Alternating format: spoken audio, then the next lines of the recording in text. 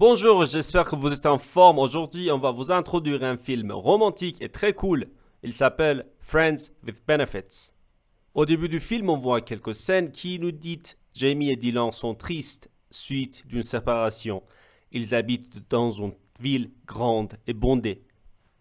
Jamie est une chasseuse de tête qui vient de rompre avec son petit ami bizarre, Quincy. Maintenant, après cette séparation, Jamie se coupe de son travail et il semble qu'elle est en train de se retrouver de nouveau et reprendre sa vie normale. À la recherche d'un candidat pour un emploi chez GQ, elle trouve l'homme parfait pour le poste, Dylan.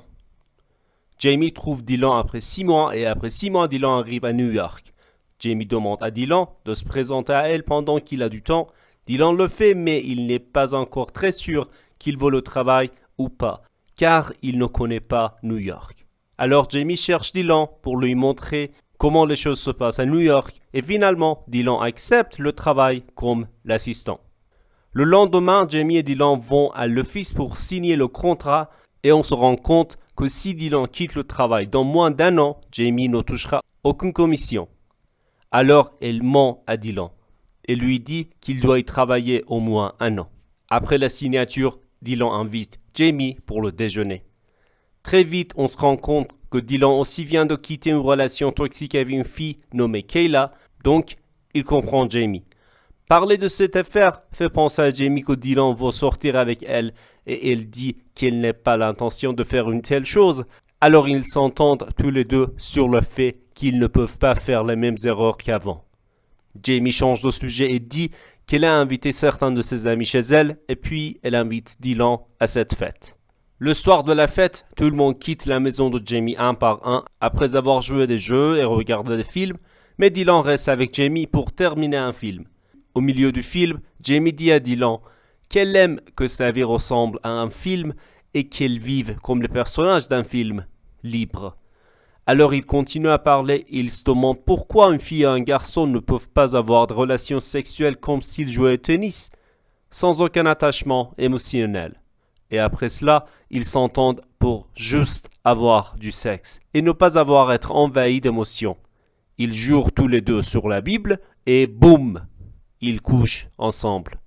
Après cela, ils ne se voient pas pendant des semaines, jusqu'au jour où Jamie va voir Dylan dans son bureau et lui demande de se joindre à elle pour une promenade. Jamie dit qu'elle a pensé à leur accord et qu'elle n'est pas d'accord car cela affecte leur amitié, mais encore une fois, ils couchent ensemble. Après cette nuit, l'accord est de retour et ils le font tous les soirs. Un jour, alors qu'ils se promènent dans un parc, ils aperçoivent une belle blonde et Jamie dit à Dylan de la draguer. Dylan n'hésite pas et fonce et Jamie devient un peu jalouse mais ne le montre pas. Dylan commence à parler à cette jolie dame mais il s'avère qu'elle est mariée. Jamie commence à se moquer de Dylan et maintenant c'est à son tour de draguer un mec. Dylan choisit quelqu'un pour elle.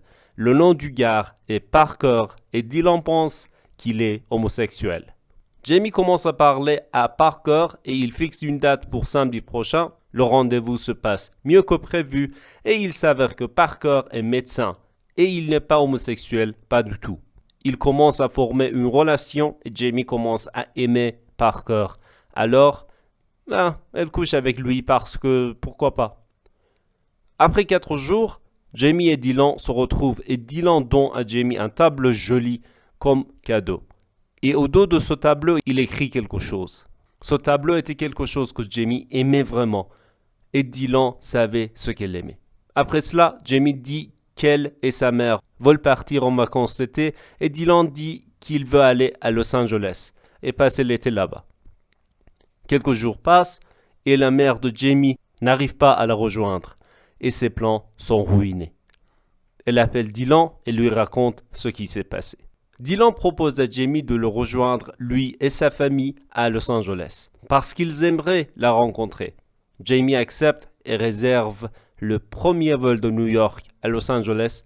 Là, elle rencontre les parents de Dylan, sa sœur et les enfants de sa sœur. On découvre que les parents de Dylan ont divorcé il y a de nombreuses années. Et c'est pourquoi que Dylan vit loin d'eux. Pendant ce temps, Jamie en apprend beaucoup sur Dylan qu'il ne connaissait pas. Elle réalise que tout ce que Dylan a toujours voulu était une vie calme et heureuse. Pendant que Jamie s'entend bien avec la famille de Dylan, ils, vous savez, deviennent physiques. Ils couchent ensemble. Le lendemain, alors que le fils de la sœur de Dylan fait des tours de magie et que Jamie adore ça, Dylan parle à sa sœur dans la pièce voisine. Elle demande à Dylan si lui et Jamie sont en couple. Dylan se fâche et dit qu'ils ne sont que des amis et qu'il n'y a rien entre eux et qu'il n'y en aura jamais. Sa sœur lui dit qu'elle les connaît, qu'il n'a rien à cacher. Elle dit que ce type de relation n'est pas juste, qu'ils devraient être fidèles à eux-mêmes. Dylan dit qu'il ne croit pas que commencer une relation avec Jamie soit une bonne idée. Malheureusement, Jamie a tout entendu. Il fait ses valises et s'en va. Le lendemain, alors que Dylan et son père déjeunent, son père lui dit qu'il a autrefois aimé une fille et qu'il l'a perdue parce qu'il ne savait pas quoi faire. Il dit à Dylan de ne pas faire la même erreur et de faire quelque chose avant qu'il ne soit pas trop tard. Cette conversation oblige Dylan à se décider et il rattrape Jamie et lui propose devant tout le monde. Dylan dit à Jamie que leur amitié est un amour sans fin. Jamie, choqué au début, accepte sa proposition et ils vivent heureux pour toujours.